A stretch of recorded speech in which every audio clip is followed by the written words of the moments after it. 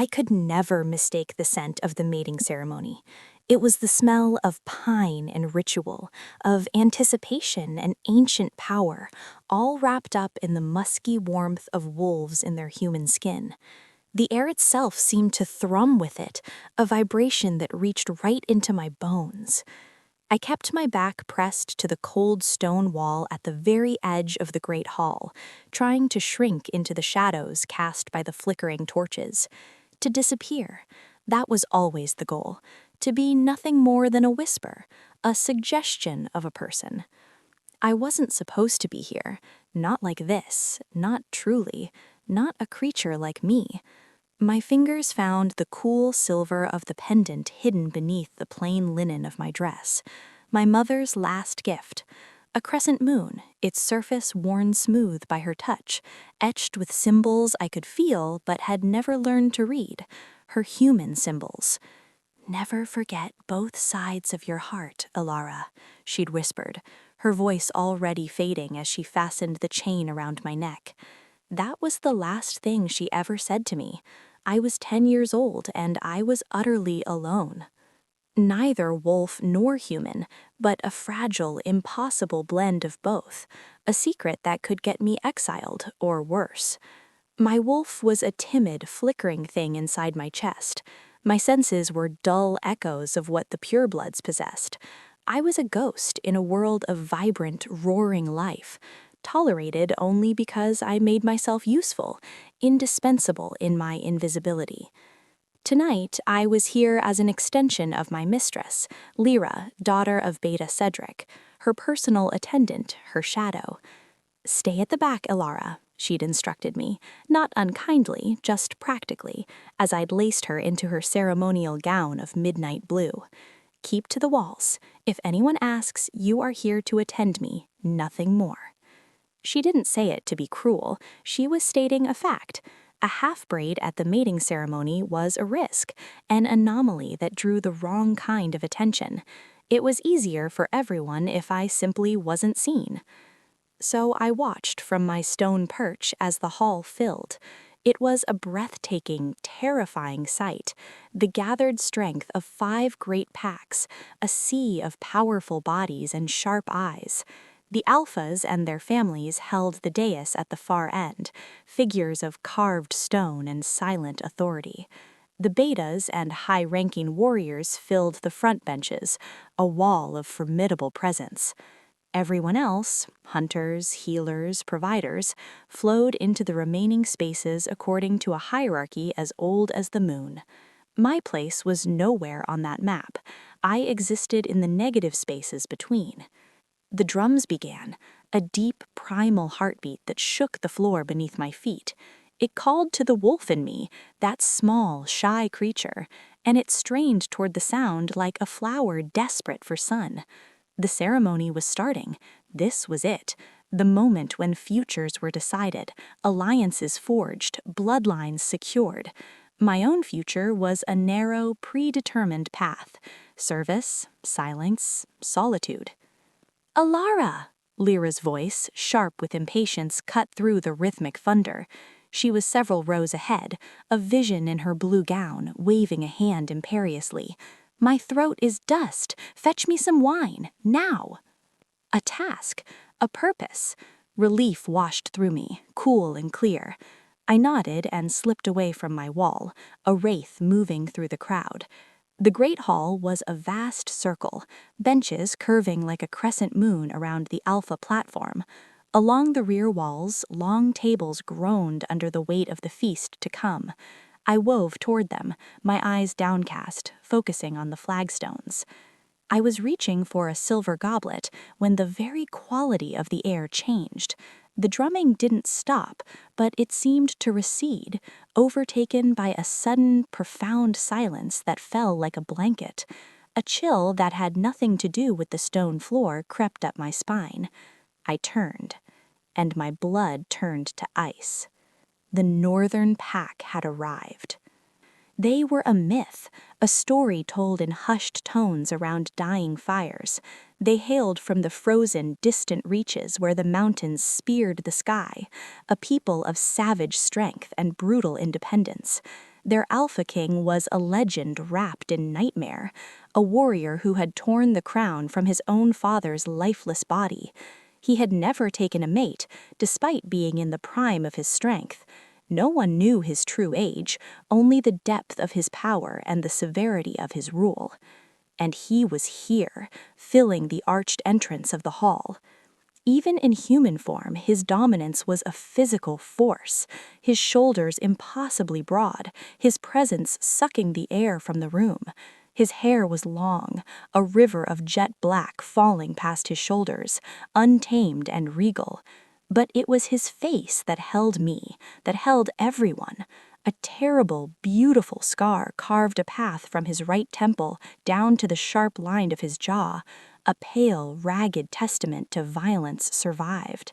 And his eyes, they were the color of winter frost, a pale, piercing silver that scanned the room and sought everything. Including, I realized with a jolt of pure panic, me. I had been staring, frozen like a rabbit before a wolf. I tore my gaze away, fumbling for the wine jug, my hands suddenly clumsy. I had to dip back to Lyra, I had to vanish. But in my haste, my fear, I misjudged my path. Instead of winding back through the crowded benches, I found myself skirting the edge of the empty, reserved section, the benches meant for the highest-ranking visitors, the benches now being filled by the northern contingent. "Pardon me," I breathed, trying to reverse my course, but it was too late. The northern wolves were flowing into the space, a tide of dark furs and silent intensity. I pressed myself flat against the wall, becoming part of the stone, praying to be overlooked. They passed me, one by one, their eyes sliding over me with the disinterest one shows to a piece of furniture. I was almost safe, almost invisible. Then he stopped. The Alpha King. He was right beside me. His steps ceased mid-stride. His head turned, not with haste, but with a slow, deliberate precision. His nostrils flared, just once, as he drew in a deep breath. He was scenting the air. He was scenting me.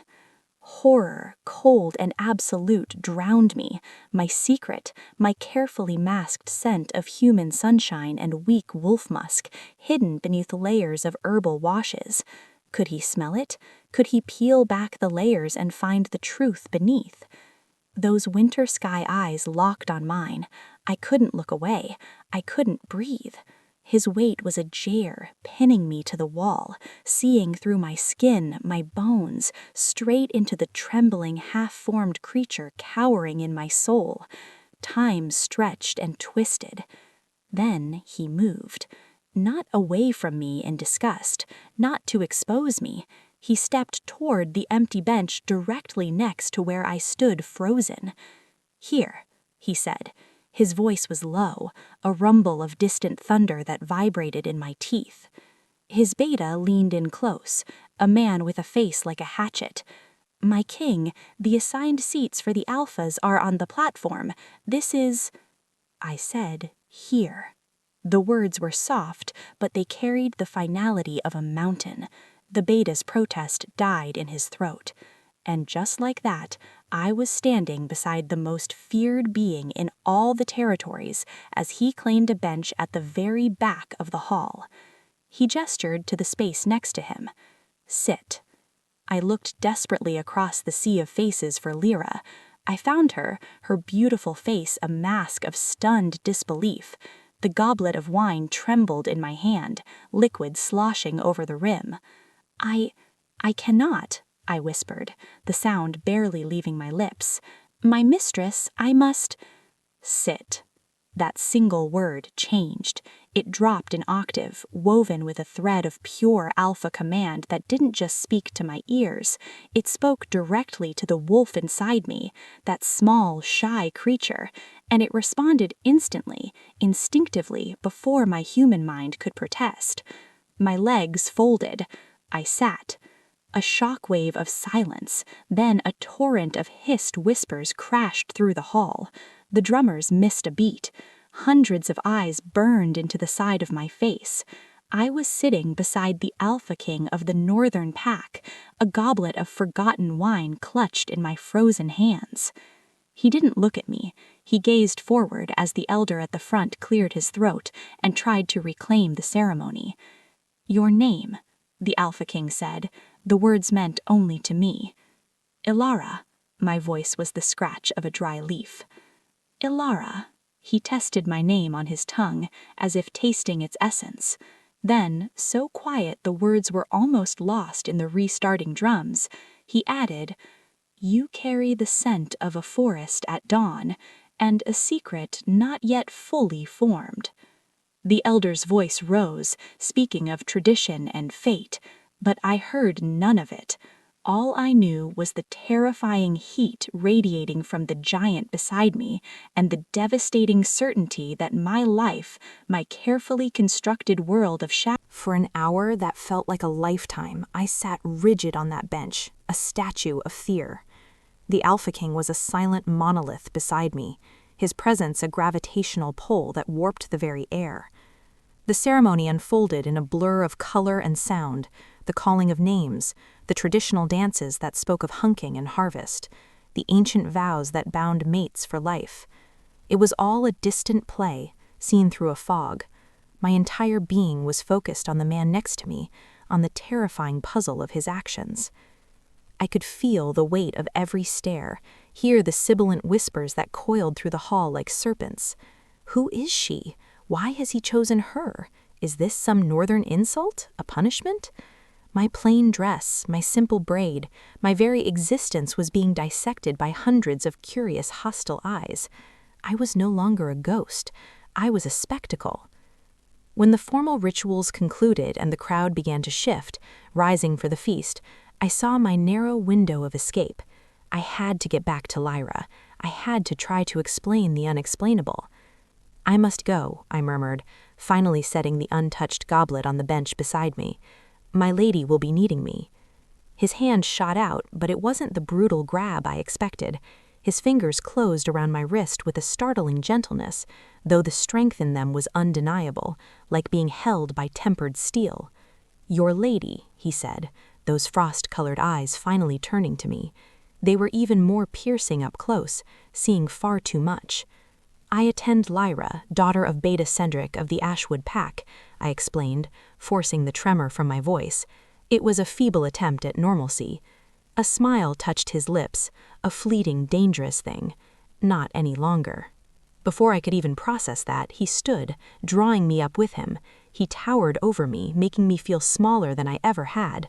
With his hand still encircling my wrist, a brand of possession, he turned to address his beta and the cluster of northern warriors who watched us with veiled confusion.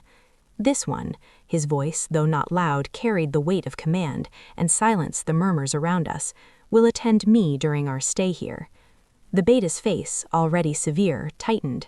"My king, we have brought your usual attendants. There is no need to—" "Are you questioning me, Kale?" The temperature in the immediate vicinity seemed to drop. The beta, Kale, immediately lowered his gaze, a muscle ticking in his jaw. "No, my king." The Alpha King, Asher, I remembered, turned his silver gaze back to me.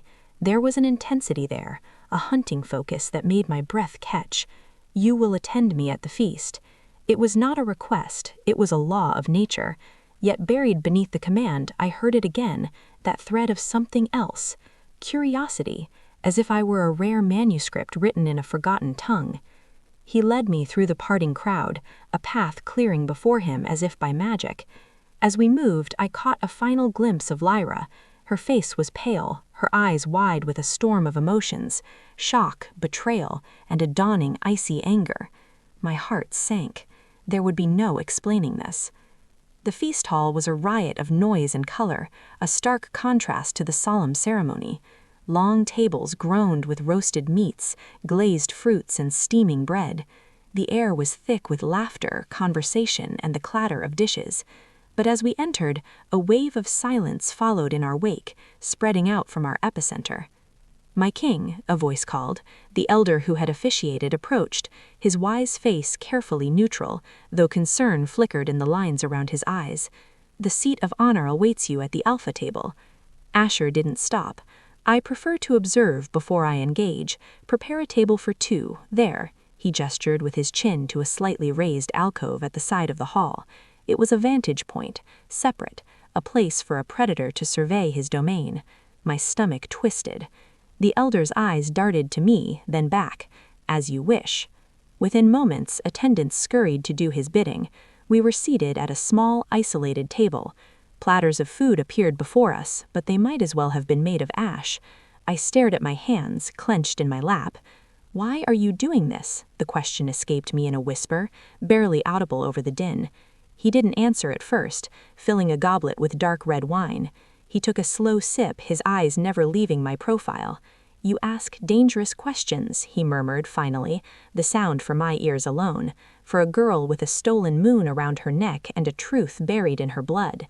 The world tilted. He knew. He had seen the pendant when he'd pulled me up.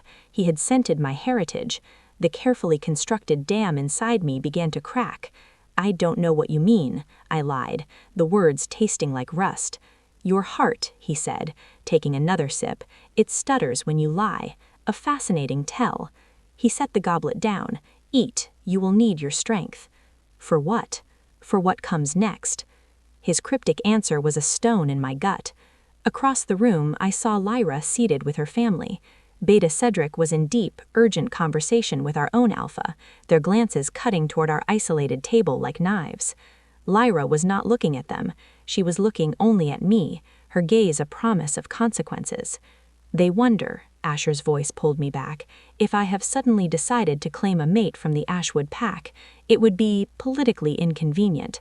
I believe your Beta's daughter had hopes in that direction." I nearly choked on the air I was breathing. "That's absurd. I'm a handmaiden, nothing more." "Are you?" He tilted his head, the firelight catching the silver in his eyes and the stark white of his scar. "Tell me of your mother." The shift was so abrupt it left me reeling.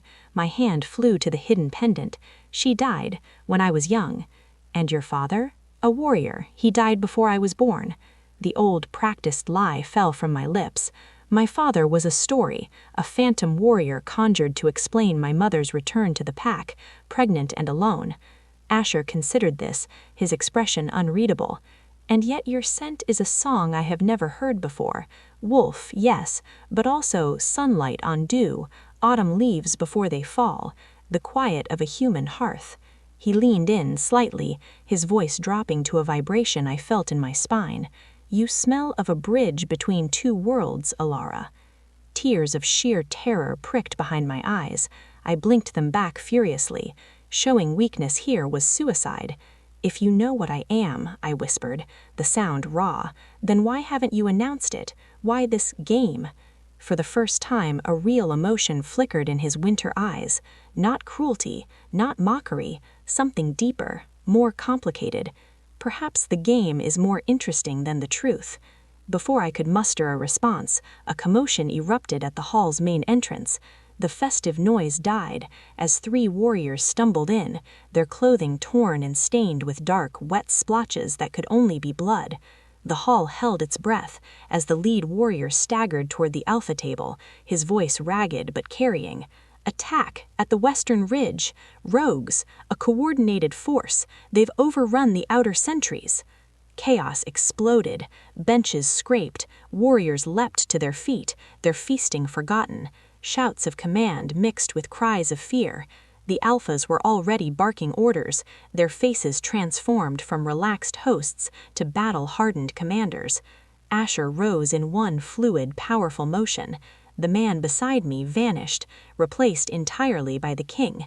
His energy shifted, crackling with a lethal readiness that made the hair on my arms stand up. "Kale," he called, and his beta was at his side in an instant. "Gather our warriors, full arms." Kale nodded, but his sharp eyes cut to me.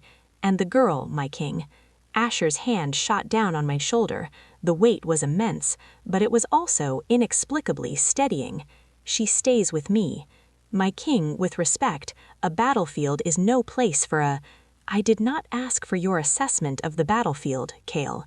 The words were ice. The beta bowed his head, swallowed his ejection, and melted into the churning crowd to carry out his orders. Asher turned his silver gaze back to me. There was an intensity there, a hunting focus that made my breath catch. You will stay close to me. You will do exactly as I say. Do you understand? Panic surged. I should find Lyra. I should be with the other attendants. His grip tightened, not enough to hurt, but enough to silence me. Is that where your loyalty lies? With those who would cast you out if they knew your heart?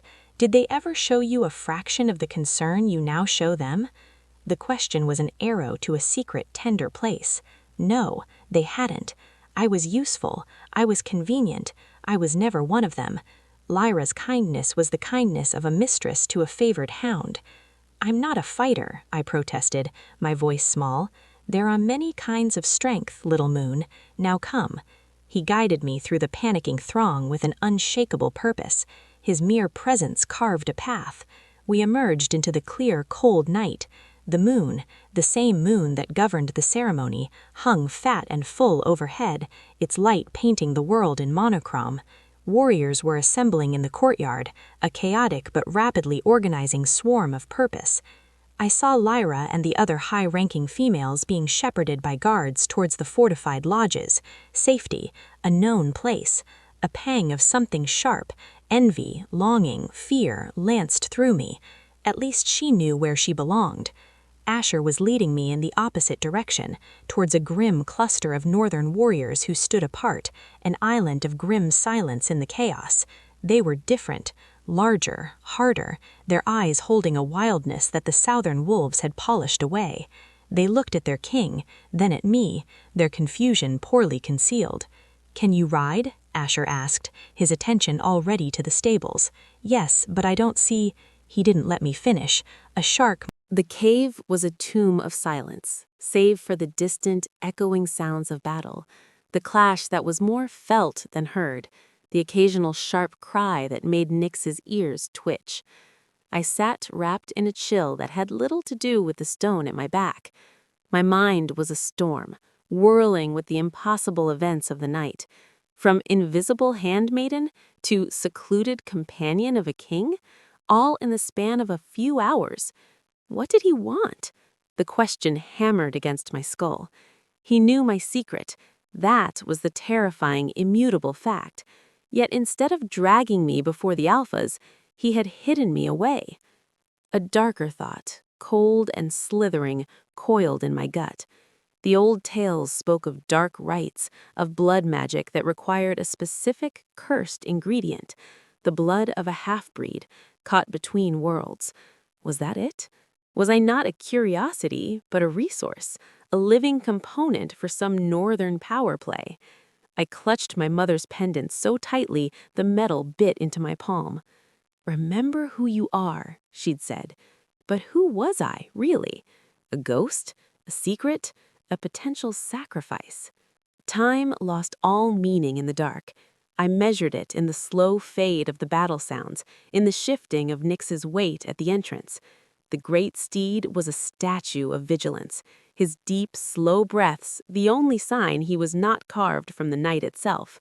I found my thoughts drifting back, not to the terror of now, but to the quiet before, to my mother. Her face was a soft blur in my memory, but her voice, the stories she told, were etched in crystal. She would sit by my cot, the firelight gilding her human soft hair, and tell me of a village where people lived by the turning of seasons, not the phases of the moon. "They have a different magic, Elara," she'd whisper, her eyes seeing a place I never could. "They build with their hands and their hearts. They heal with herbs and knowledge, not just with fang and spirit. Their strength is in creation, not domination." As a child, I'd hated those stories. They were a reminder that I was flawed, incomplete. The wolf pups in the pack could outrun me, outscent me, their shifts swift and powerful, while mine was a shuddering, painful struggle that left me exhausted and ashamed. My mother's tales felt like a consolation prize for a race I could never win. "You see with two sets of eyes, my love," she would say, her finger tracing the line of my cheek.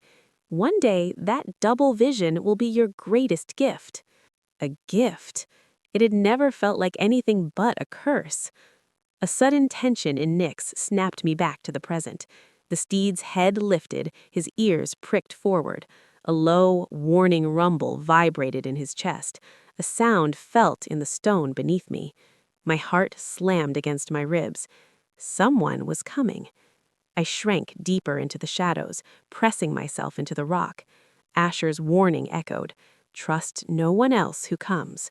Was it rogues? Had the battle been lost? Or worse, someone from my own pack, sent to retrieve or expose the troublesome half-breed? Nyx's rumble died abruptly, replaced by a soft, acknowledging snort. He shifted his weight, opening a passage. Relief warred with fresh anxiety. A moment later, Asher filled the entrance. He had to duck his head to enter, his presence immediately consuming the small space. Even in the gloom, I could see the dark, wet splashes on his leathers, the grim set of his mouth. "Are you hurt?" The question was out before I could censor it, born of a strange, instinctive concern. He paused, looking at me as if my query was unexpected. "No, this is not my blood." His silver eyes swept over me, a quick, assessing glance. "You are unharmed?" I nodded, scrambling to my feet. "I heard the fighting. Is it over?" "For now." His expression darkened, the scar pulling taut. "It was a diversion, a skilled one. While we engaged that force, the main body attacked the ceremonial grounds from the south." The blood drained from my face. "The others! Lyra!" "The grounds were defended, successfully, but at cost. There are casualties." He paused, and the weight of his next words pressed the air from the cave. "And they took captives, 7 females." "Took?" The word was a breath of horror. His jaw tightened. "It is an old, vile practice. Rogues, or those who would be more than rogues, steal females to build their numbers, to force a new pack into being." A fierce, protective heat flared in my chest, burning away my fear. These were my people, the only home I'd ever known, however imperfect. "We have to help them. We have to go after them." I took a step toward the entrance, but Asher's arm shot out, a bar of iron blocking my path. "You are going nowhere near rogue territory. I did not protect you from one danger to deliver you to a greater one." "But I didn't ask for your protection." The frustration of the entire night boiled over. "You still haven't told me why. Why single me out? Why keep my secret? What do you want from me?" For a long, suspended moment, he was silent. The battle light still burned in his eyes, but beneath it, I saw a profound weariness and something else, a conflict. Finally, he lowered his arm. "Walk with me," he said, his voice gruff. He led me out of the cave and up a narrow, winding path that climbed the ridge away from the gorge. Nyx followed at a respectful distance, a silent shadow. The full moon was higher now, bathing the world in cold, clear light. In the distance, the dark smudge of smoke still rose from the ceremonial grounds. "20 years ago," he began, his voice quieter now, blending with the sigh of the night wind, "a female from the northern pack left our territory without leave. Her name was Elara. She was not of the highest rank, but she was singular. She had a sight, a knowing. She could sense where game would run, when a storm would break, which pairings would yield strong cubs." My steps faltered. Elara, a name I had never heard, yet it resonated in my blood like a struck chord. He continued, his gaze on the distant horizon where his mountains would be. "She was gone for nearly a year. When she returned, she was changed. Quieter, her gift had shifted, stronger in some ways, absent in others. The pack elders questioned her relentlessly. They feared contamination, dilution." "What did she tell them?" My voice was a whisper. He stopped and turned to face me. The moonlight sculpted with harsh features, making the scar a silver thread. "That she had lived among humans, that she had given her heart to one, and that she had borne a child, a daughter, whom she left in the care of that human, knowing our pack would never accept a child of mixed blood." The world seemed to tilt on its axis. The cold night air burned in my lungs. If what you say is true, I managed, my throat tight. Why did she end up with the Ashwood gag? Why the story of a dead warrior father? His expression hardened, the memory etching new lines around his eyes. Because she was not just returning from a journey, she was fleeing from my father. Ice traced my spine. From you? Not for the reasons you fear, he read my terror in the face. I was not king then, my father was, and he was a wolf obsessed with power, with purity. When Elara returned, changed, he became fixated. He was convinced her child, you, would possess a unique magic, a fusion of gifts that could be harnessed.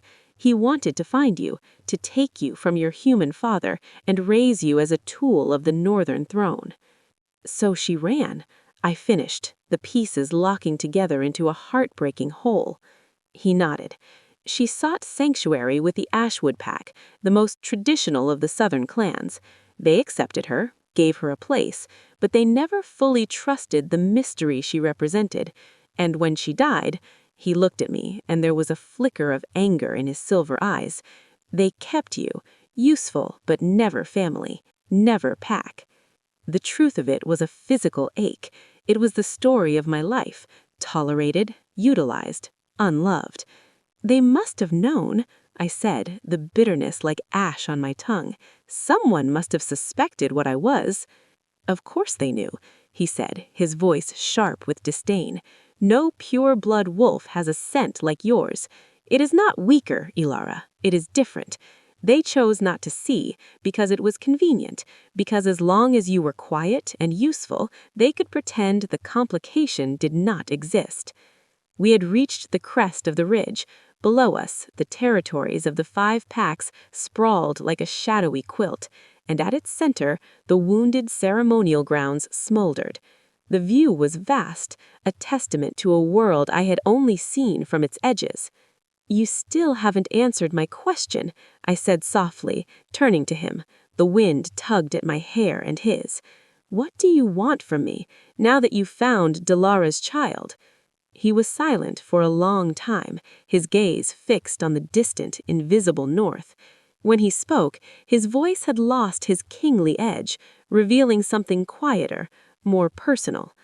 When my father died and I took the throne, I made a vow to myself.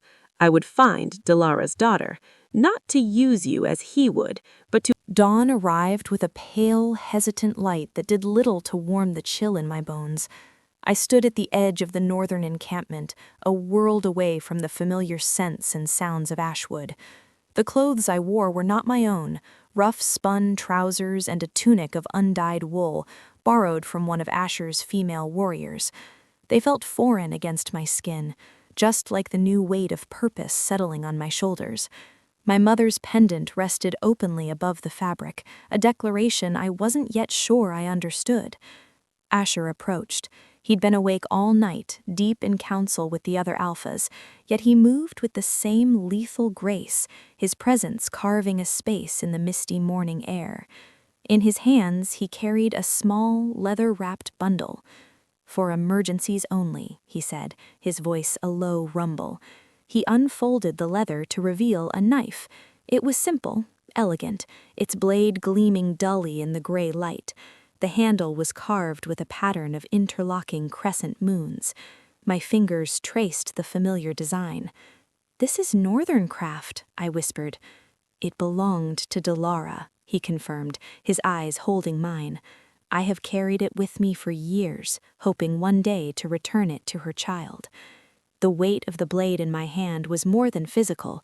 It was the weight of a legacy I'd never known.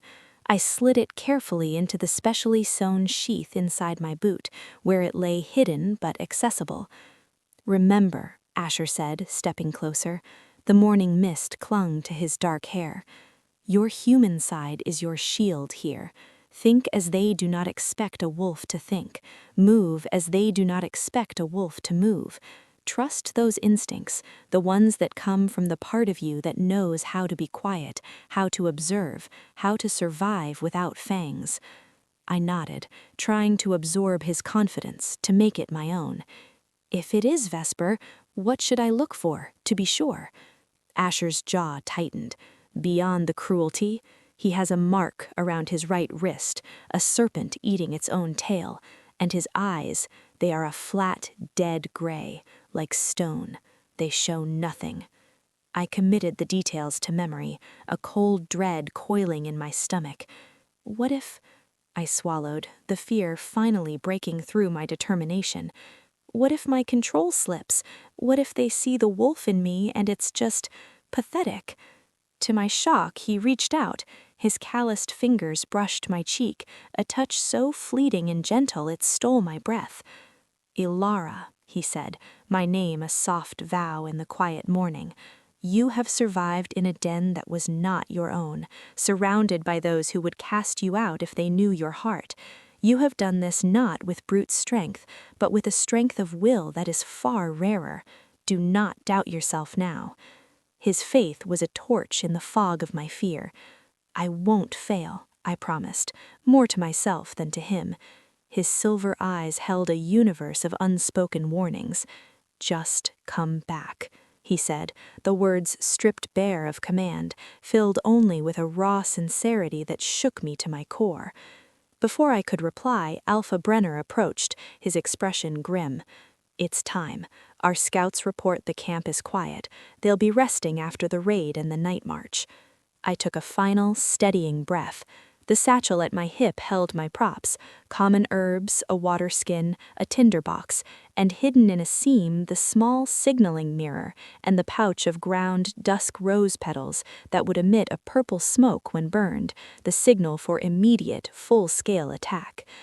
Remember, Alpha Brenner said, his eyes avoiding mine, you are Elara, an herbalist from the human settlement of Farhope, beyond the eastern mountains. You were gathering night-blooming sage and lost your way. You've been wandering for 2 days. If your scent is questioned, I use the wolfsbane paste, I finished, touching the small wax-sealed jar in my satchel. The paste would burn my skin and mask my wolf scent for perhaps an hour, a last resort. With final nods, I turned my back on the alphas, on Asher, on the life I knew. I walked into the forest, following the path that would lead me to the briarwood deeps. With each step, I shed the careful posture of a pack wolf. I let my shoulders slump slightly, made my footsteps land with a human's heavier, less deliberate tread. I softened my gaze, letting it skip over the tracks and signs a wolf would automatically note. By the time the first foul tendrils of smoke and unwashed bodies reached my nose, I was no longer Elara the half-breed wolf. I was Elara, the lost human girl, frightened and alone. I deliberately snapped a dry branch underfoot, then called out, my voice trembling with manufactured panic. "Hello? Is anyone there? Please, I'm lost." Movement rustled in the thick undergrowth. 2 men emerged. They were wolves, I could see it in the predatory way they held themselves, in the sharpness of their gaze. But they looked rough, worn, their clothes patched and dirty. "Well now," the tall one drawled, circling me, "what's a little rabbit doing so deep in the woods?" I wrapped my arms around me, making my body small. "I am an herbalist, from Farhope. I was gathering plants and I think I'm turned around. I've been walking for days." I let my voice break on the last word. The shorter one stepped close, too close, and sniffed the air near my hair. I flinched back, a reaction that was not entirely an act. "She smells clean," he muttered to his companion, "like sunlight and herbs, not like us." My heart hammered. Had he detected the underlying wolf? It was so faint, surely. "Please," I begged, injecting a desperate whine in my tone. "I just need some water, directions. I have medicines I can trade." I gestured to my satchel. The tall one grinned, showing yellowed teeth. "Oh, we'll get you to camp. Our leader will be very interested in a healer." They fell in on either side of me, herding me forward with their presence. The path into the briarwood was a twisted, muddy track. The forest here was dense and gloomy, the air thick with the smell of damp decay, and increasingly wood smoke and wolf. I counted the sentries we passed, 3, well hidden but not invisible to a careful eye. I noted the placement of a watchtower fashioned from lashed-together logs. The camp itself was a shock. It was large, sprawling, and far more organized than I had imagined. This was no temporary raider's den. This was a settlement being carved from the wilderness. Log shelters lined muddy pathways. A central area held a large, smoldering fire pit and a crude forge. And at the far end, surrounded by a ring of especially vigilant guards, was a sturdy, windowless lodge, the prison. My escorts took me to the largest shelter, a structure of hides and rough-hewn planks. "Wait," the tall one grunted, ducking inside. I used the moment to scan the camp again. Warriors moved with a disciplined purpose. They were well armed. This was Vesper's work. It had to be. The wolf emerged. "He'll see you."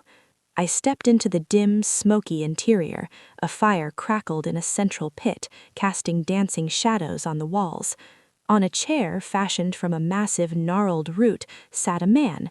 He was lean, almost gaunt, with sharp, intelligent features. His hair was peppered gray, tied back neatly. He looked like a scholar, not a monster. Then he leaned forward into the firelight.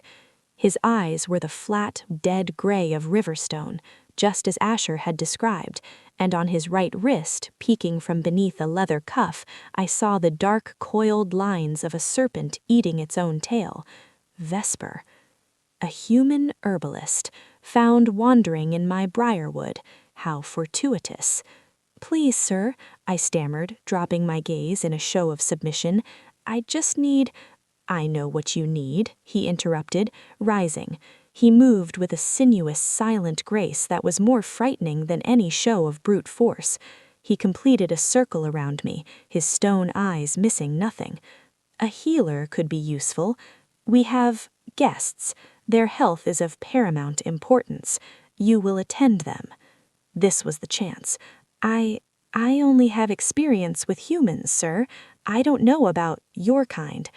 A cold smile touched his lips. "The principles are similar enough, and there's something about you, a resilience in your scent.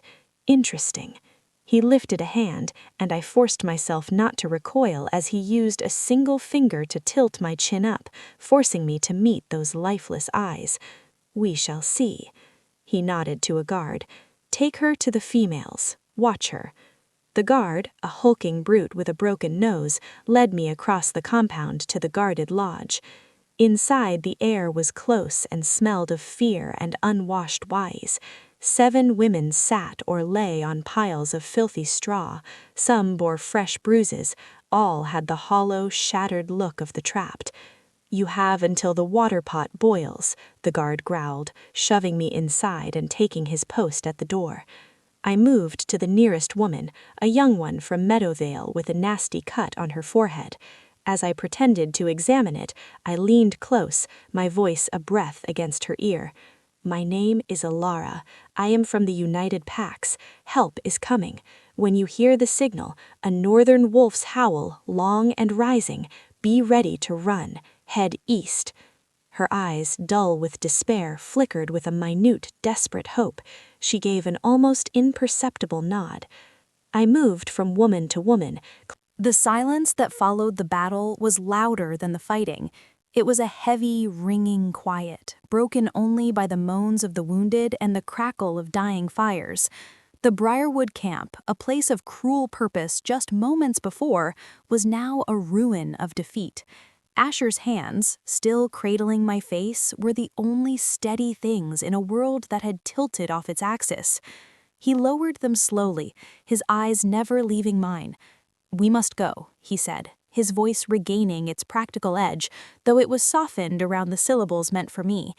"This place will draw scavengers, both animal and political." I nodded, the simple movement making my head throb where Vesper had struck me. The adrenaline that had carried me through the fight and the confrontation was leaching away, leaving me shaky and cold. I looked past Asher to where Vesper's body lay in the mud. The The serpent on his wrist seemed to writhe in the flickering light. A life ended by Asher's hand to protect his people, to protect me.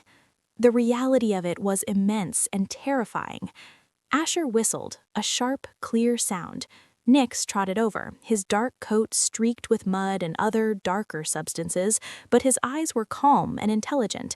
He nudged Asher's shoulder with his nose, then turned his great head to look at me, sniffing gently at the air around my wounded face. The beast's quiet concern was nearly my undoing. "Can you ride?" Asher asked, his hand coming to rest on my back. "Yes," I said, though my legs felt like water. He didn't lift me this time. Instead, he laced his fingers together, offering a step, a small gesture of respect for my own strength. I placed my boot in his hands, and he boosted me onto Nyx's back with effortless strength. A moment later, he swung up behind me. This time, when his arms came around me to take the reins and I leaned back into the solid warmth of his chest, it didn't feel like being caged. It felt like shelter. We rode at the head of the returning northern contingent. The captured women, wrapped in cloaks provided by the warriors, were escorted in the center of the column, their faces pale but alight with a fragile hope. Kale rode nearby, his sharp eyes constantly scanning the forest, though the fight seemed truly over. He glanced at me once, a long, appraising look that held none of its earlier suspicion, only a weary acknowledgement. The journey back was a blur of aching exhaustion.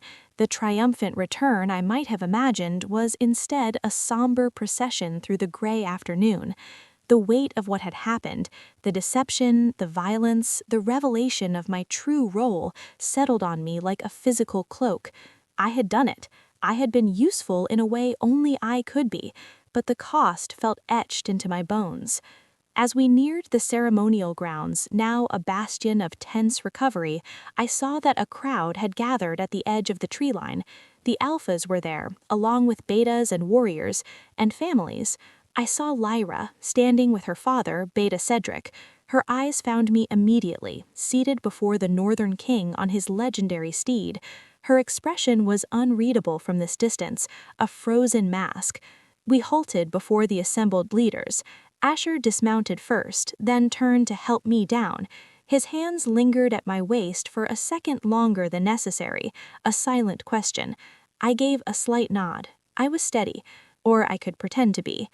Alpha Brenner stepped forward, his gaze sweeping over the rescued women who were now being embraced by weeping relatives from their respective packs. Then his eyes landed on me. "Vesper?" he asked, his voice taut. "Dead," Asher stated flatly.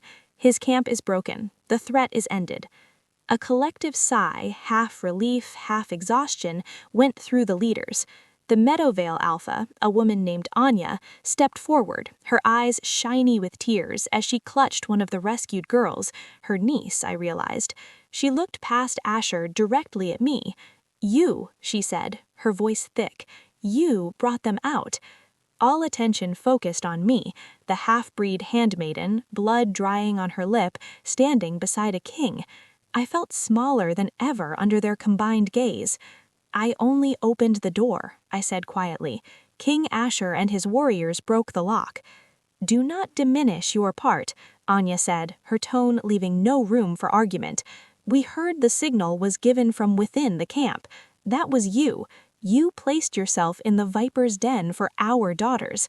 She dipped her head, a gesture of profound respect, from an alpha to someone of no rank. "The Meadowvale Pack owes you a blood debt." The words hung in the air, immense and terrifying. A blood debt from an alpha was no small thing. The other alphas shifted, looking from Anya to me with new, calculating eyes. The Stone River Alpha, a grizzled man named Torvin, grunted in agreement. "Stone River echoes the debt. You have the courage of a true wolf, girl." The praise should have warmed me. Instead, it felt like a spotlight on a creature built for shadows. I saw Beta Cedric's face, tight and uneasy. I saw Lyra, her mask cracking to show pure, bewildered hurt. I had stepped so far outside my assigned role that there was no path back. Alpha Brenner cleared his throat, the diplomat reasserting control. "The debt is acknowledged by all. Now we must tend to our wounded and discuss the disposition of Vesper's surviving followers.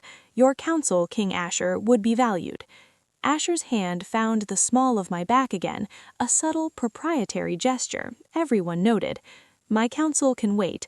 My retinue requires rest." He didn't wait for a response. He guided me away from the council, back toward the northern encampment. The whispers began the moment we turned our backs, a rising tide of speculation. His tent was not lavish, but it was spacious and sturdy, dominated by a large map table and a sleeping pallet heaped with furs. A brazier glowed in one corner, pushing back the encroaching evening chill.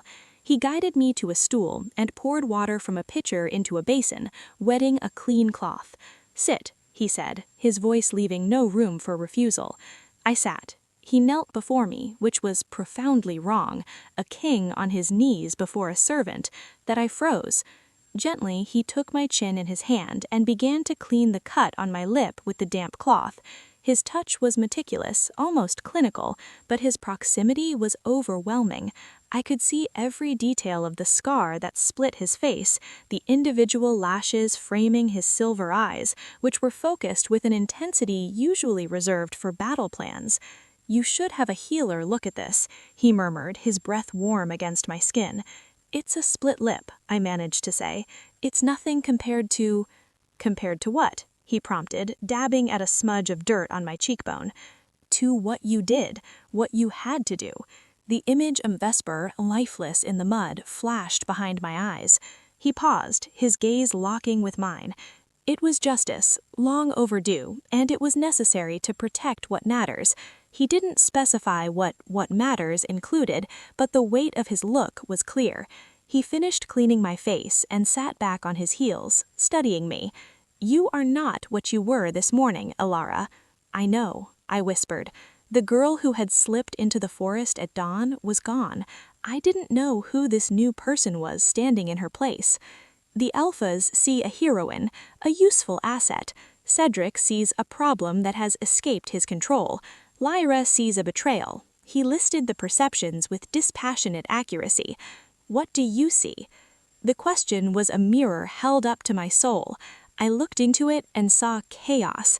"I see someone who doesn't belong anywhere," I admitted, the truth a painful scrape in my throat. "You belong," he said, the words simple and absolute, "where you choose to belong. That is the birthright I spoke of, not a place at a specific table, but the right to choose your table." He rose and went to a chest, pulling a blanket of incredibly soft gray fur. He draped it around my shoulders. It carried his scent, pine and winter and strength. "Rest here," he said. "I must attend the council, if only briefly. No one will disturb you." He turned to leave. "Asher." His name felt strange and powerful on my tongue. He stopped, looking back. "Thank you for coming, when you did." A slow, true smile touched his harsh face, transforming his face. "I told you I would."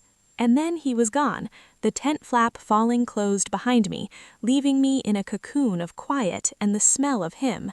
I don't know how long I sat there, wrapped in his fur, staring at the glowing coals. The events of the day played over and over in my mind.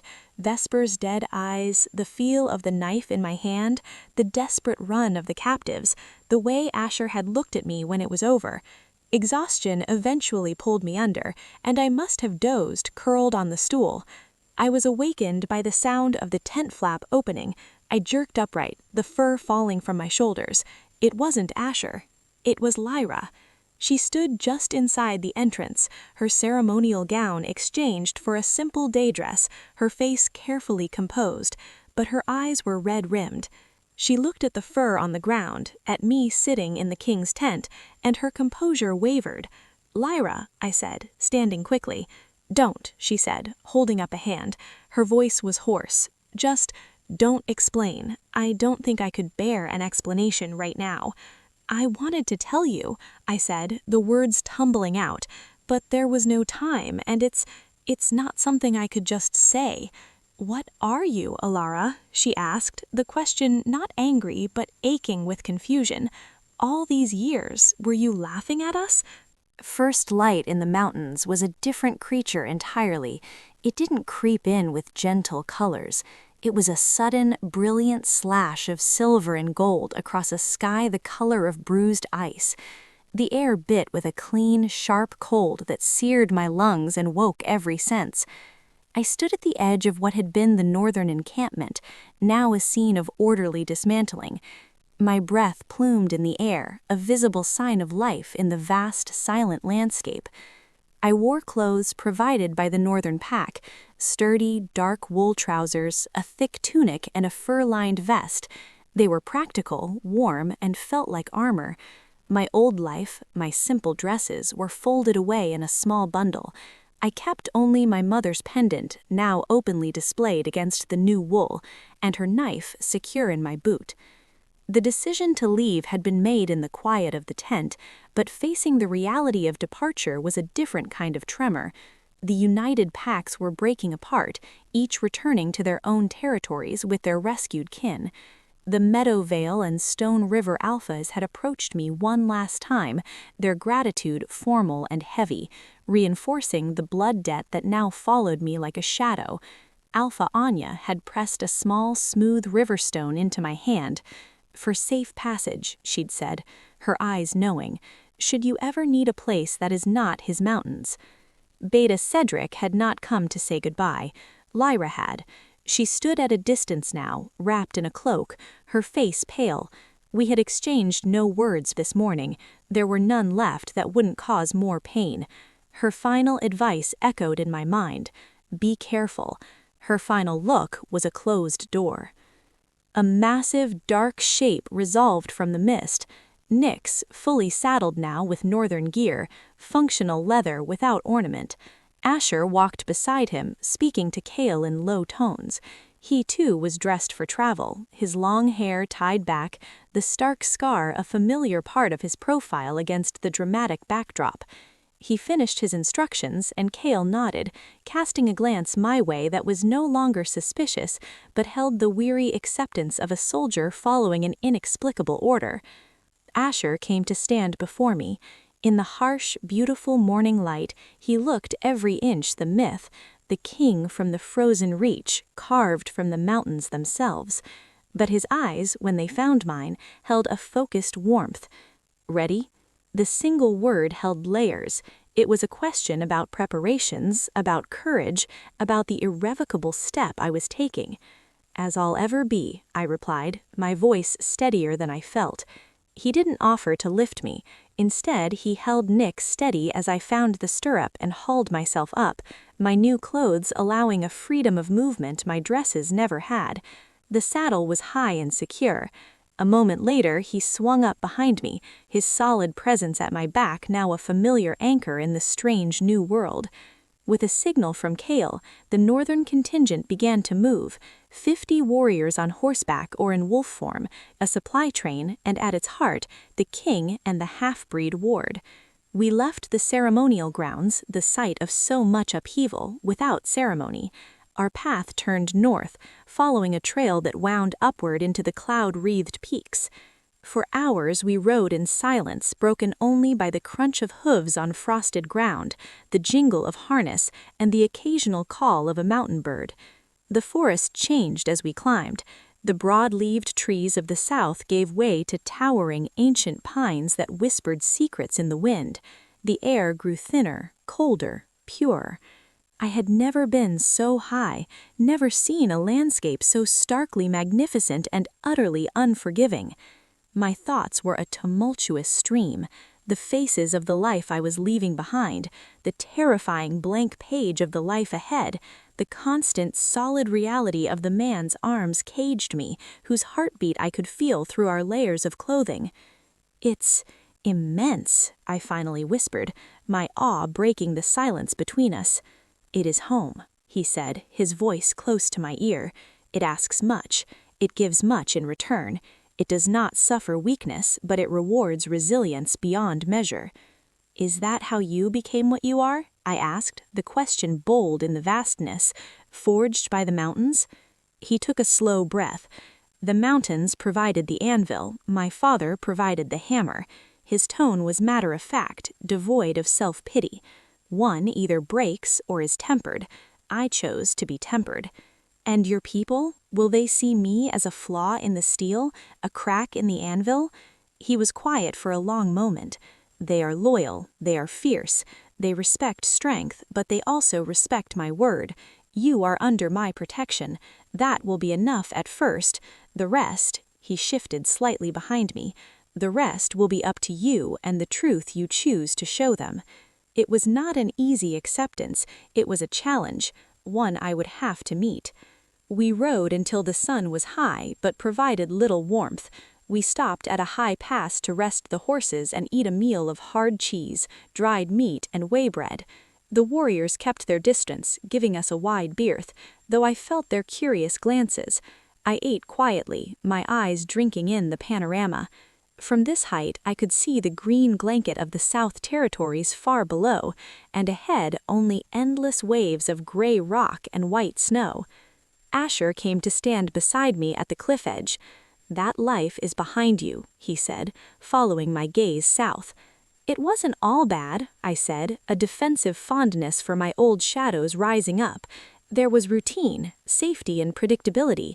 There is a difference between safety and stagnation, between predictability and a prison sentence. He looked down at me, Elara. You were not living, you were waiting. For what? For them to finally see you? They would have looked straight through you until the day you died. His blunt truth was a slap, but a necessary one. He saw the heart of my old existence with a clarity I had never allowed myself. "What am I waiting for now?" I asked, turning to face the north, the unknown. "Now you are walking towards something. That is all the difference." We remounted. The afternoon's journey was tougher, the path steeper, the air so cold it made my teeth ache. Just as the light began to bleed from the sky, painting the snowcaps in rosy gold, we rounded the final bend in the trail. And I saw it. The Northern Keep. It was not a castle from southern tales, it was a fortress born from the mountain's very bones. Towers of dark gray stone rose seamlessly from the cliffs, as if they had grown there. High, narrow windows glowed with welcoming firelight. A massive gate, banded with iron, stood open at the end of a stone bridge spanning a deep, mist-filled chasm. Smoke curled from chimneys, and the sound of a distant forge's hammer echoed up the valley. It was formidable, majestic, and utterly intimidating. My breath caught. This was not a place one entered lightly. This was a stronghold. "Welcome," Asher said, his voice holding a note of grim pride, "to Frosthold." We clopped across the bridge, the sound hollow and final. As we passed through the gates into a vast, torchlit courtyard, activity seemed to freeze. Warriors on patrol, stable hands, women carrying baskets, all stopped to stare. The whispers started instantly, a hissing undercurrent beneath the wind. "The king returns. Who is that with him? A southern girl? Is she a captive? Look at her, she's too small to be a warrior." I kept my chin up, my gaze fixed on Asher's broad back as he dismounted. He turned and offered me his hand. I took it, my legs stiff from the long ride, and hauled myself up, my new clothes allowing a freedom of movement my dresses never had. The saddle was high and secure. A moment later he swung up behind me, his solid presence at my back now a familiar anchor in this strange new world. With a signal from Kale, the northern contingent began to move, 50 warriors on horseback or in wolf form, a supply train, and at its heart, the king and the half-breed ward. We left the ceremonial grounds, the site of so much upheaval, without ceremony. Our path turned north, following a trail that wound upward into the cloud-wreathed peaks. For hours we rode in silence, broken only by the crunch of hooves on frosted ground, the jingle of harness, and the occasional call of a mountain bird. The forest changed as we climbed. The broad-leaved trees of the south gave way to towering ancient pines that whispered secrets in the wind. The air grew thinner, colder, purer. I had never been so high, never seen a landscape so starkly magnificent and utterly unforgiving. My thoughts were a tumultuous stream. the faces of the life I was leaving behind, the terrifying blank page of the life ahead, the constant solid reality of the man's arms caged me, whose heartbeat I could feel through our layers of clothing. "It's immense," I finally whispered, my awe breaking the silence between us. "It is home," he said, his voice close to my ear. "It asks much. It gives much in return. It does not suffer weakness, but it rewards resilience beyond measure." "Is that how you became what you are?" I asked, the question bold in the vastness. "Forged by the mountains?" He took a slow breath. "The mountains provided the anvil, my father provided the hammer." His tone was matter-of-fact, devoid of self-pity. "One either breaks or is tempered. I chose to be tempered." "And your people? Will they see me as a flaw in the steel, a crack in the anvil?" He was quiet for a long moment. "They are." The first night in Frosthold was a symphony of unfamiliar sounds. The relentless wind whistling through the high stone passages, the distant, rhythmic call of night guards changing their posts, the deep, settling groans of the ancient keep itself. I lay in the large bed, buried under furs that smelled of cedar and cold air, staring at the patterns of firelight dancing on the timbered ceiling. Exhaustion weighed my limbs, but my mind raced, a frantic animal in a new cage. "Safe, but not a cage," Asher had said. The words were a paradox. The door to the corridor was indeed unlocked. The door to his chamber was a silent, looming presence. Security, he'd called it. It felt like both a shield and a tether. I was under the king's protection, and, by extension, his constant observation. The freedom he offered was a narrow path on a sheer cliff face. Dawn came with a gray, muted light that did little to dispel the shadows in the corners of my room. A quiet knock announced Marin's return. She carried a tray with a simple breakfast: oat porridge sweetened with honey, a hunk of brown bread, a slab of pale cheese, and a steaming mug of a bitter-smelling herbal tea. "To fortify your blood against the cold," she said, setting it on the table. Her movements were efficient, her gaze missing nothing, from the untouched bed covers I'd already smoothed, to the way I still wore my traveling clothes.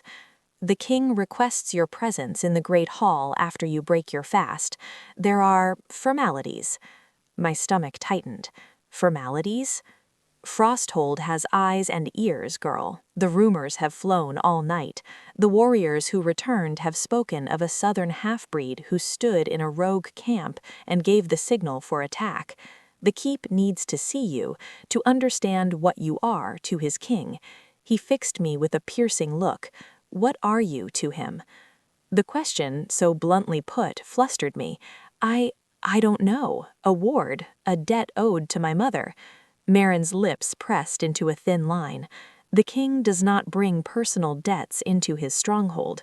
He pays them on the battlefield or in the council chamber." She stepped closer, her voice dropping.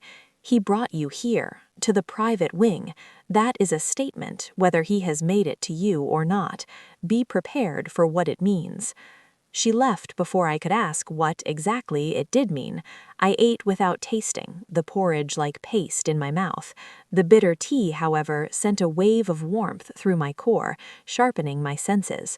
I washed at the basin of cold water, braided my hair simply, and changed into the fresh clothes laid out, a dress of deep green wool, simpler than Lyra's finery, but finer than any handmaiden's garb I'd owned. It fit well. Another deliberate message. When I emerged into the corridor, a young warrior was waiting, his posture rigid. "The king awaits in the great hall," he said, not meeting my eyes. He led the way, his boots echoing on the stone. The great hall of Frosthold was nothing like the ceremonial hall of the south. That had been a place of ritual and celebration. This was a place of power and judgment. It was long and high, its ceiling lost in shadows, supported by massive timber beams. The walls were bare stone, hung with banners bearing the northern sigil, a jagged mountain peak under a crescent moon. A huge fire roared in a hearth large enough to stand in, but it did little to combat the pervasive chill. At the far end, on a dais, stood a single, heavy chair carved from a dark, gleaming wood, the king's seat. It was empty. Asher stood before the hearth, talking in low tones with Kale and two other severe-looking elders. He wore black, a color that made his pale hair and scar seem even starker. He looked every inch the ruler of this harsh place. When he saw me enter, he stopped speaking and nodded to the others, who melted back into the edges of the hall. The hall was not full, but it was far from empty. Warriors stood in clusters, their expressions guarded. Women watched from the gallery above. Craftsmen and servants lingered near the doors, their curiosity poorly concealed. Every eye was on me. Asher didn't come to meet me. He remained by the fire, a fixed point of authority. I walked the length of the hall alone, the sound of my footsteps swallowed by the vast space. I felt smaller than I had ever, a single fragile bird who had flown into a hall of hawks. I stopped a respectful distance from the dais and dipped into a curtsy, Southern manners coming automatically to the surface. "Rise, Elara," Asher's voice carried, cool and formal. "You stand in Frosthold not as a subject of the Southern Pax, but under my personal safeguard. The laws of the mountain protect you. The loyalty of my people extends to you." He paused, letting the words settle over the silent hall. "You are here as the daughter of Delara of the Silver Pine line, and as one who has rendered a worthy service to the allied Pax. You will be accorded the respect due to both." It was a public declaration. It granted me status, but it was a status borrowed from him and from my mother's ghost. It did not make me one of them. An older man with a beard like a bush of frost stepped forward from the elders. He was Thorn, the keeper of lineages, I would later learn. "The Silver Pine line is acknowledged," he said, his voice reedy but firm. "But the girl carries another scent, a human taint. How is this amalgamation to be regarded?" A murmur rippled through the hall. This was the question they all wanted answered. What was I? Asher's expression didn't change, but a new intensity hardened his eyes. "She is to be regarded as I have declared. Her blood is her own business. Her courage is a matter of record. Does the council question my judgment in granting safeguard?" The word council hung in the air. This was not just a welcome, it was a mild interrogation. They were testing his resolve, and by extension, my place. Thorn bowed his head, but not before I saw the dissatisfaction in his eyes. "We do not question the king's will, we seek only clarity." "The clarity is this," Asher said, his gaze sweeping the room, silencing the whispers. "Elara resides in Frosthold. She learns our ways. She is under my protection. Any harm to her, any slight, is a challenge to my authority. Is that clear enough?" A deep, unified rumble answered him. "Yes, my king." The formal audience seemed to be over. Asher descended the dais steps and finally approached me. Up close, I could see the tension around his eyes. This had cost him political capital. "Come," he said, quietly, for me alone. "There is something you should see." He led me out of the great hall through a side arch, leaving the weight of the collective stare behind. We climbed a narrow, spiraling staircase carved into the outer wall, emerging onto a windswept balcony that overlooked the entire valley. The view was breathtaking and terrifying. Frosthold clung to the mountainside like a limpet. Below, the land fell away in cliffs and scree slopes before rising again to even more formidable peaks. The sky was a vast bowl of iron gray. "This is my world," Asher said, his hands braced on the stone balustrade. "It is beautiful because it is honest. It will kill you if you are not strong, if you do not respect it. There are no pretty lies here." I understood. He was telling me the same thing about his people, his court. "They don't want me here," I said, the wind snatching my words. "They don't know you," corrected he. "They fear what they don't know, and they are wary of anything that might distract or weaken their king." He turned to look at me, the wind whipping his hair. "You are a distraction, Elara, an unexpected variable in a carefully balanced equation of survival." "Then why did you bring me?" The question burst from me, born of the morning's tension. Was it truly just for my mother, or am I a tool, a way to show the Southern alphas that you can take what you want, even from their very midst? A flash of something, anger, hurt, crossed his face. "Do you believe that?" "I don't know what to believe," I confessed, my own frustration rising. "One day I am invisible, the next I am a ward in a mounting fortress, the subject of a king's public decree. You speak of choice, but every path seems chosen for me." He was silent for a long moment, studying me as I shivered in the cutting wind. "You are right," he said finally, to my surprise. "I have placed you in a position with little agency. For that I am sorry. The politics of the situation demanded swift, firm action. But the choice I spoke of, it begins now, here." He pointed to the mountains. "You can learn, you can become strong in this world, on its terms. Marin can teach you of your mother, of our histories. The warriors can teach you to defend yourself truly. Or," he gestured back towards the staircase, towards the hall, "you can remain as you are, a protected guest, a curiosity, living in the shadow of my throne and your mother's memory. The choice of who you become here is yours, but you must choose to engage. The mountain does not welcome passive souls." It was a brutal, honest offer. I could hide here, just as I had in the south, in a colder, grander prison, or I could step into the light, into the wind, and risk being broken by it. I looked from his fierce, expectant face to the brutal majesty of the landscape. This was my mother's world, a world of stark truths and hard strength. I had spent a lifetime being less.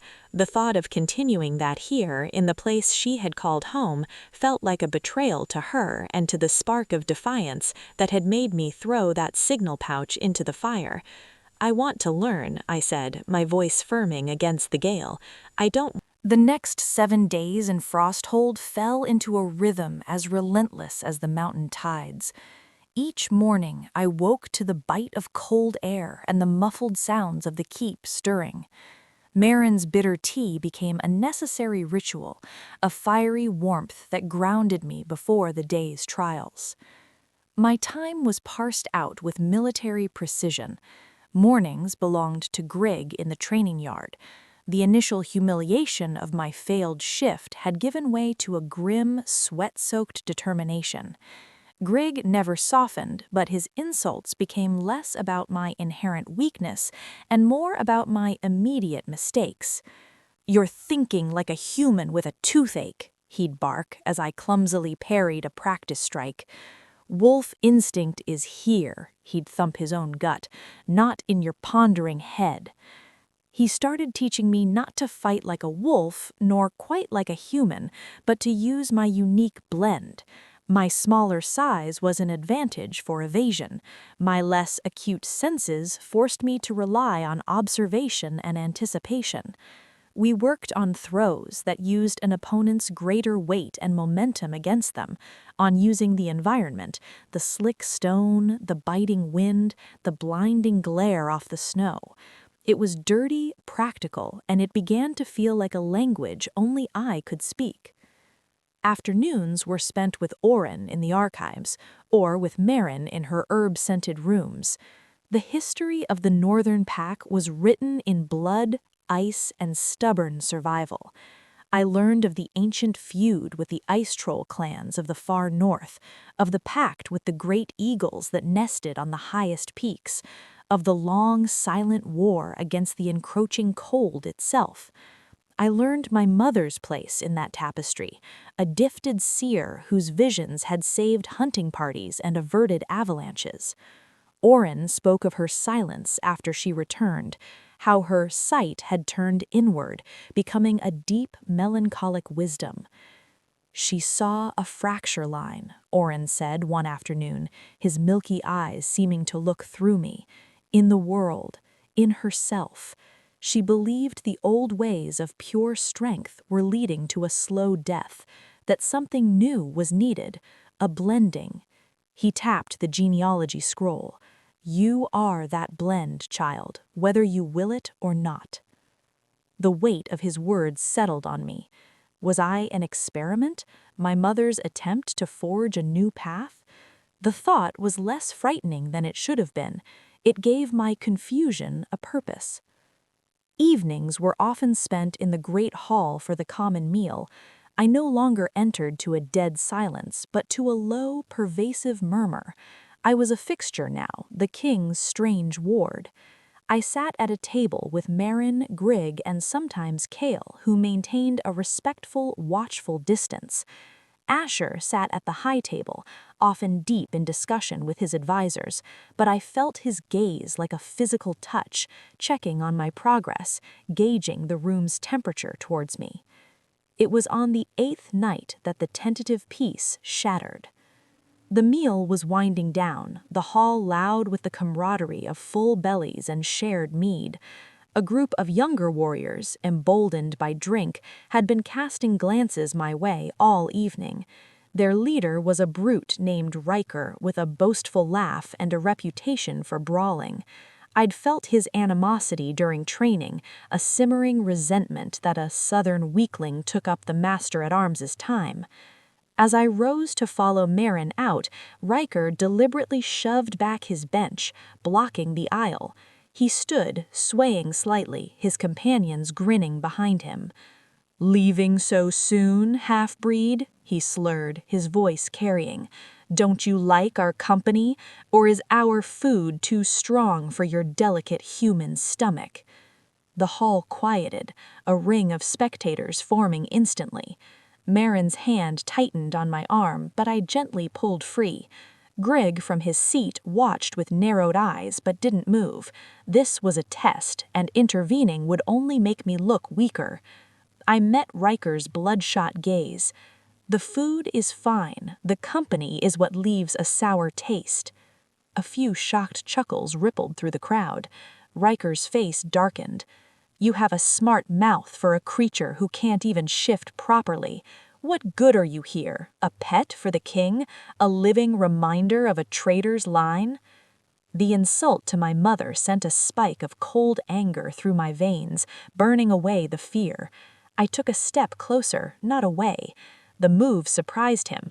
"My mother was 10 times the wolf you'll ever be, and the king's judgment is not for you to question, or are you challenging his decree of safeguard?" I was invoking Asher's authority, a dangerous gambit. It could be seen as hiding behind him, but it was also a reminder of the consequences. Riker sneered. "I don't need to challenge the king to put a presumptuous mongrel in her place." He reached out, not to strike, but to grab the front of my dress, to physically manhandle me. It was the move Grig had drilled me in for days. When a larger opponent commits, use his commitment against him. I didn't try to resist the pull. I stepped into it, letting his momentum carry me forward. At the same time, my foot shot out, not to kick him, but to hook behind his forward ankle. I twisted my body, using his own grip on my dress as a pivot. He was drunk, off balance, and utterly unprepared for such a technique. With a grunt of surprise, he toppled forward, crashing face first onto the trestle table, with the sound of splintering wood and clattering tankards. Food and mead splattered everywhere. For a second, there was absolute silence. Then Riker roared, pushing himself up, his face a mask of fury and humiliation. He lunged for me, no longer playing, his fist pulled back for a crushing blow. It never landed. A hand like an iron vice closed around Riker's wrist, stopping the punch mid-air. Asher stood between us.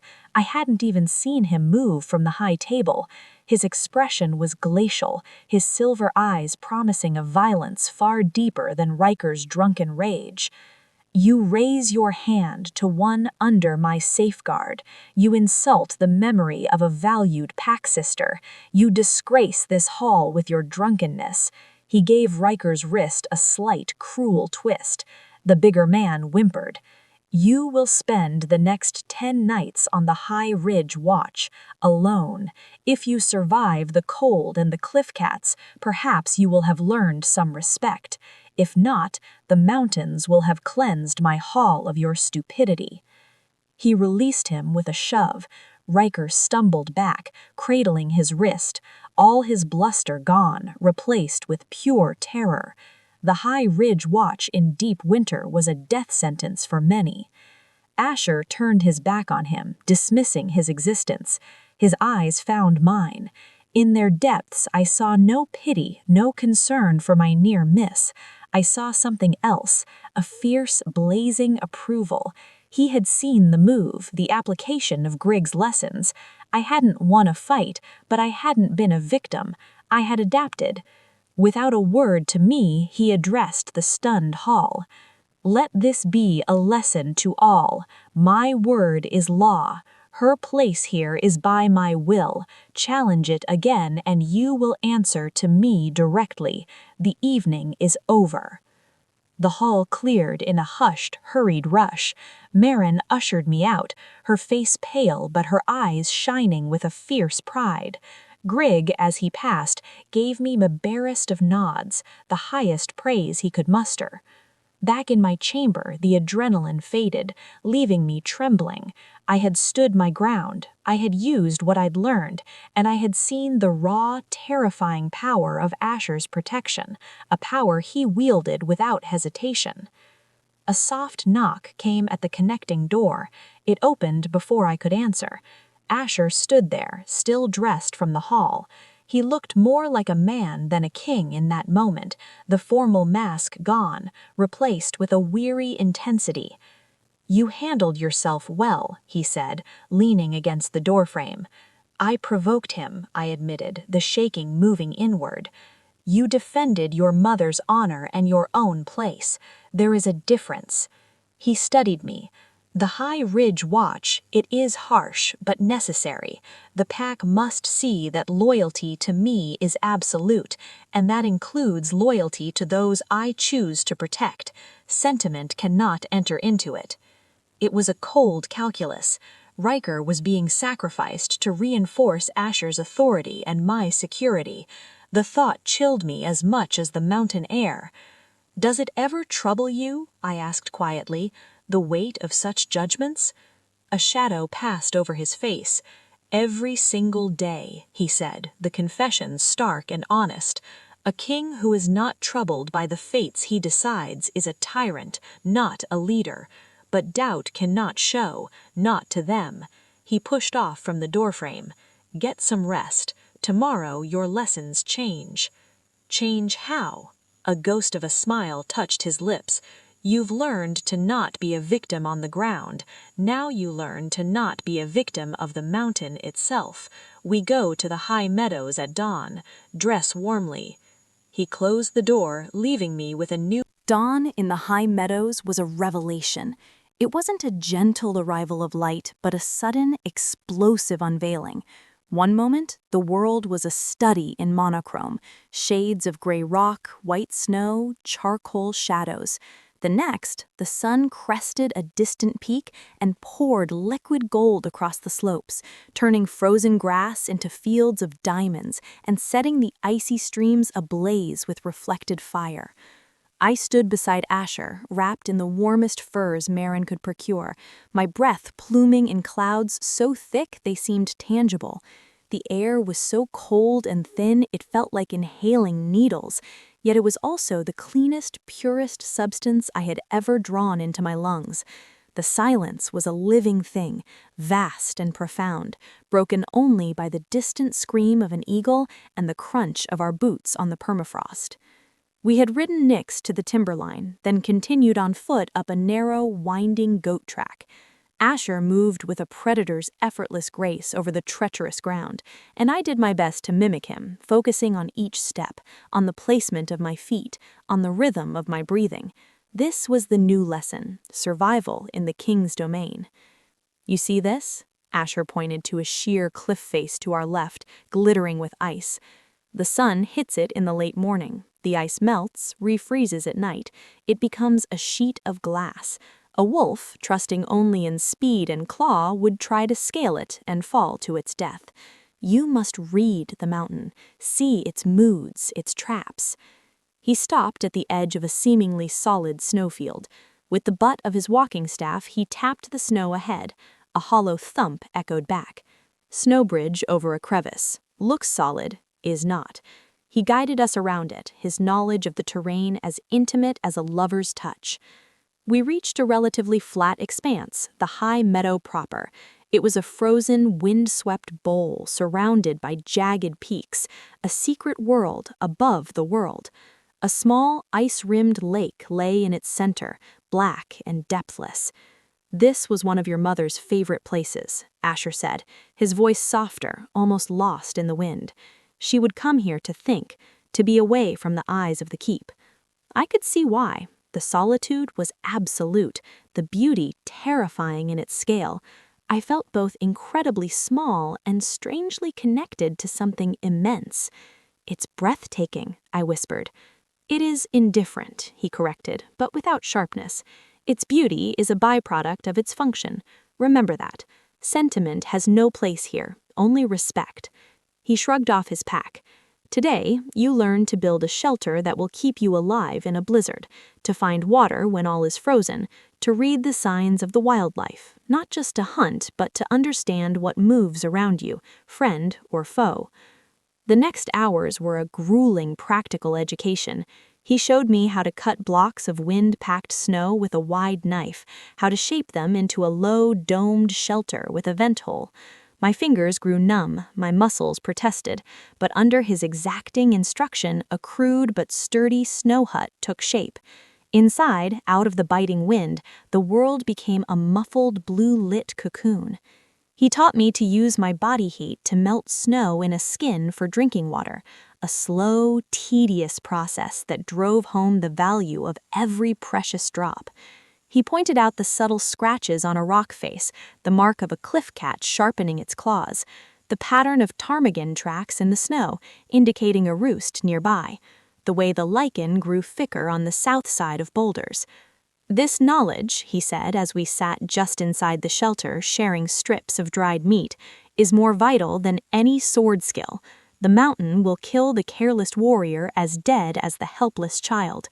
Your unique perspective may help here. A human is more observant of small details. A wolf senses patterns in the wind. Use both." It was the first time he had explicitly connected my mixed heritage to a potential strength in this environment, not as a flaw to overcome, but as a tool to hone. As the sun began its swift descent, painting the peaks in fiery orange and deep violet, we prepared to leave. My body ached with a new, profound tiredness, but my mind was vibrantly alive, filled with the stark, practical poetry of the high places. It was on the trek back down, with the shadows lengthening into deep blue chasms, that he asked the question, "What do you feel when you try to shift, Elara?" The query, coming after hours of practical silence, startled me. I stumbled on a loose stone, and his hand shot out, steadying my elbow before I could fall. The contact was brief, but the warmth of his grip seeped through the layers of fur and wool. I didn't answer immediately, searching for the truth. "It's like trying to open a door that's rusted shut," I said, finally, the words feeling inadequate. "I can feel the wolf, it's there, a presence, but pulling against it is like pulling against chains. There's a panic, a sense of being trapped between two shapes, belonging to neither. It's painful and shameful." He nodded as if I'd confirmed something he suspected. "Your mother's shifting was always fluid, effortless, like breathing. After she returned from the south, it changed, not difficult, but thoughtful, deliberate, as if she were remembering how to do it each time." He stopped walking, turning to me on the narrow path. The last of the sunset gilded the harsh planes of his face, making his scar a river of gold. "What if it's not a weakness?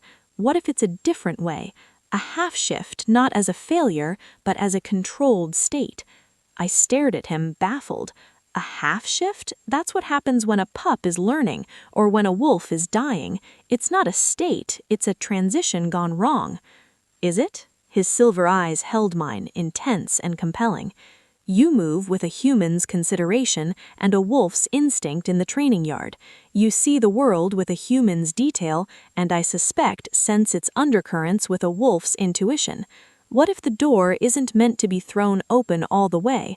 What if it's meant to be held ajar, allowing both the warmth of the hearth and the wildness of the forest into the same room?" The metaphor was so unexpected, so poetic coming from him, it left me speechless. He was describing my greatest shame as a potential gift, a new form of being. "Have you ever known another like me?" I asked, my voice barely a whisper. "No," I admitted. "You are the first, a true child of two worlds. The rules may not apply to you, Elara. You may have to write your own." The idea was terrifying and electrifying. All my life I had measured myself against the full shift, the pure wolf, and found myself lacking. What if I had been using the wrong measuring stick? We continued down in a pensive silence. His words swirled in my head, mixing with the lessons of the day, the need for observation, for adaptation, for respecting the rules of a system while understanding its nuances. As the lights of Frosthold appeared below us, tiny pinpricks of warmth in the immense dark, another thought struck me. "You brought me up here. Was it just for the lessons, or was it to see if the mountain would accept me? To see if I would break in the silence and the cold?" He didn't answer for a long time. We reached the stables where Nyx was kept, the warm, earthy smell of hay and horse a stark contrast to the sterile high air. He turned to me, his face in shadow now, lit only by a single hanging lantern. "He brought you up here," he said, his voice low and serious, "because everyone in Frosthold, including myself, is defined in some way by that mountain. To understand them, you must understand it. To understand yourself here, you must stand before it and see what echoes back." He stepped closer. The lantern light caught the earnestness in his eyes. "And for the record, Elara of the Silver Pine line, the mountain does not break those with resilient hearts, it reveals them." He left me then, striding toward the keep, leaving me standing in the stable yard, the cold of the descent finally seeping into my bones, but a new, unfamiliar heat glowing in my chest. That night, after the warm bath and the quiet meal, I didn't fall immediately into exhausted sleep. I stood at my narrow window looking out at the black mass of the mountain against the star-spattered sky. I replayed the day, the brutal beauty, the practical lessons, the startling conversation. Write your own rules. I looked at my hands, human hands, resting on the cold stone sill. I thought of the wolf inside, not as a caged, pathetic thing, but as a presence behind a door. What if I didn't try to tear the door off its hinges? What if I simply turned the knob, just a crack? Closing my eyes, I didn't reach for the full, terrifying transformation. Instead, I focused on a single sense: hearing. I imagined the door in my mind, not forcing it, but leaning against it, listening through the keyhole. At first, nothing. Then a subtle shift. The constant wind outside my window wasn't just a sound, it became a texture.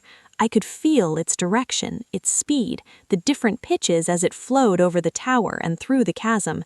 The faint murmur of guards 3 levels down resolved into distinct low conversations. The scratch of a mouse in the walls became a precise location. It was overwhelming, a torrent of information, but it wasn't painful. It was controlled. I was choosing to listen. I opened my eyes, my heart pounding not with panic, but with wonder. I hadn't shifted, my hands were still hands, but for a moment I had touched the wolf's world without leaving my own. It wasn't much, it wasn't The next 7 days in Frosthold fell into a rhythm as relentless as the mountain tides. Each morning I woke to the bite of cold air and the muffled sounds of the keep stirring. Marin's bitter tea became a necessary ritual, a fiery warmth that grounded me before the day's trials. My time was parsed out with military precision. Mornings belonged to Grig in the training yard. The initial humiliation of my failed shift had given way to a grim, sweat-soaked determination. Grig never softened, but his insults became less about my inherent weakness and more about my immediate mistakes. "You're thinking like a human with a toothache," he'd bark as I clumsily parried a practice strike. "Wolf instinct is here," he'd thump his own gut, "not in your pondering head." He started teaching me not to fight like a wolf, nor quite like a human, but to use my unique blend. My smaller size was an advantage for evasion. My less acute senses forced me to rely on observation and anticipation. We worked on throws that used an opponent's greater weight and momentum against them, on using the environment, the slick stone, the biting wind, the blinding glare off the snow. It was dirty, practical, and it began to feel like a language only I could speak. Afternoons were spent with Oren in the archives, or with Marin in her herb-scented rooms. The history of the Northern Pack was written in blood, ice, and stubborn survival. I learned of the ancient feud with the ice troll clans of the far north, of the pact with the great eagles that nested on the highest peaks, of the long, silent war against the encroaching cold itself. I learned my mother's place in that tapestry, a gifted seer whose visions had saved hunting parties and averted avalanches. Oren spoke of her silence after she returned, how her sight had turned inward, becoming a deep, melancholic wisdom. She saw a fracture line, Oren said one afternoon, his milky eyes seeming to look through me, in the world, in herself. She believed the old ways of pure strength were leading to a slow death, that something new was needed, a blending. He tapped the genealogy scroll. You are that blend, child, whether you will it or not. The weight of his words settled on me. Was I an experiment, my mother's attempt to forge a new path? The thought was less frightening than it should have been. It gave my confusion a purpose. Evenings were often spent in the great hall for the common meal. I no longer entered to a dead silence, but to a low, pervasive murmur. I was a fixture now, the king's strange ward. I sat at a table with Marin, Grig, and sometimes Kale, who maintained a respectful, watchful distance. Asher sat at the high table, often deep in discussion with his advisors, but I felt his gaze like a physical touch, checking on my progress, gauging the room's temperature towards me. It was on the 8th night that the tentative peace shattered. The meal was winding down, the hall loud with the camaraderie of full bellies and shared mead. A group of younger warriors, emboldened by drink, had been casting glances my way all evening. Their leader was a brute named Riker with a boastful laugh and a reputation for brawling. I'd felt his animosity during training, a simmering resentment that a southern weakling took up the master-at-arms' time. As I rose to follow Marin out, Riker deliberately shoved back his bench, blocking the aisle. He stood, swaying slightly, his companions grinning behind him. "Leaving so soon, half-breed?" he slurred, his voice carrying. "Don't you like our company, or is our food too strong for your delicate human stomach?" The hall quieted, a ring of spectators forming instantly. Marin's hand tightened on my arm, but I gently pulled free. Grig, from his seat, watched with narrowed eyes, but didn't move. This was a test, and intervening would only make me look weaker. I met Riker's bloodshot gaze. The food is fine, the company is what leaves a sour taste. A few shocked chuckles rippled through the crowd. Riker's face darkened. You have a smart mouth for a creature who can't even shift properly. What good are you here? A pet for the king? A living reminder of a traitor's line? The insult to my mother sent a spike of cold anger through my veins, burning away the fear. I took a step closer, not away. The move surprised him. My mother was 10 times the wolf you'll ever be, and the king's judgment is not for you to question, or are you challenging his decree of safeguard? I was invoking Asher's authority, a dangerous gambit. It could be seen as hiding behind him, but it was also a reminder of the consequences. Riker sneered. I don't need to challenge the king to put a presumptuous mongrel in her place. He reached out, not to strike, but to grab the front of my dress, to physically manhandle me. It was the move Grig had drilled me in for days. When a larger opponent commits, use his commitment against him. I didn't try to resist the pull. I stepped into it, letting his momentum carry me forward. At the same time, my foot shot out, not to kick him, but to hook behind his forward ankle. I twisted my body, using his own grip on my dress as a pivot. He was drunk, off balance, and utterly unprepared for such a technique. With a grunt of surprise, he toppled forward, crashing face first onto the trestle table, with the sound of splintering wood and clattering tankards. Food and mead splattered everywhere. For a second, there was absolute silence. Then Riker roared, pushing himself up, his face a mask of fury and humiliation. He lunged for me, no longer playing, his fist pulled back for a crushing blow. It never landed. A hand like an iron vice closed around Riker's wrist, stopping the punch mid-air. Asher stood between us. I hadn't even seen him move from the high table. His expression was glacial, his silver eyes promising a violence far deeper than Riker's drunken rage. You raise your hand to one under my safeguard. You insult the memory of a valued pack sister.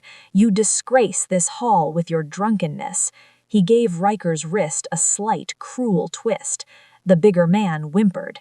You will spend the next 10 nights on the High Ridge Watch, alone.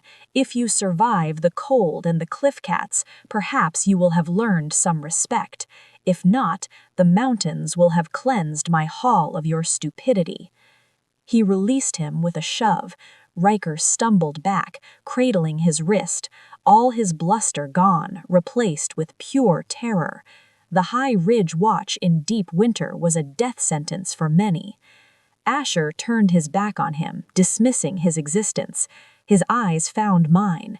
In their depths, I saw no pity, no concern for my near miss. I saw something else, a fierce, blazing approval. He had seen the move, the application of Grig's lessons. I hadn't won a fight, but I hadn't been a victim. I had adapted. Without a word to me, he addressed the stunned hall. Let this be a lesson to all. My word is law. Her place here is by my will. Challenge it again, and you will answer to me directly. The evening is over. The hall cleared in a hushed, hurried rush. Marin ushered me out, her face pale but her eyes shining with a fierce pride. Grig, as he passed, gave me the barest of nods, the highest praise he could muster. Back in my chamber, the adrenaline faded, leaving me trembling. I had stood my ground, I had used what I'd learned, and I had seen the raw, terrifying power of Asher's protection, a power he wielded without hesitation. A soft knock came at the connecting door. It opened before I could answer. Asher stood there, still dressed from the hall. He looked more like a man than a king in that moment, the formal mask gone, replaced with a weary intensity. You handled yourself well, he said, leaning against the doorframe. I provoked him, I admitted, the shaking moving inward. You defended your mother's honor and your own place. There is a difference. He studied me. The High Ridge Watch, it is harsh, but necessary. The pack must see that loyalty to me is absolute, and that includes loyalty to those I choose to protect. Sentiment cannot enter into it. It was a cold calculus. Riker was being sacrificed to reinforce Asher's authority and my security. The thought chilled me as much as the mountain air. Does it ever trouble you, I asked quietly, the weight of such judgments? A shadow passed over his face. Every single day, he said, the confession stark and honest. A king who is not troubled by the fates he decides is a tyrant, not a leader. But doubt cannot show, not to them. He pushed off from the doorframe. Get some rest. Tomorrow your lessons change. Change how? A ghost of a smile touched his lips. You've learned to not be a victim on the ground. Now you learn to not be a victim of the mountain itself. We go to the high meadows at dawn. Dress warmly. He closed the door, leaving me with a new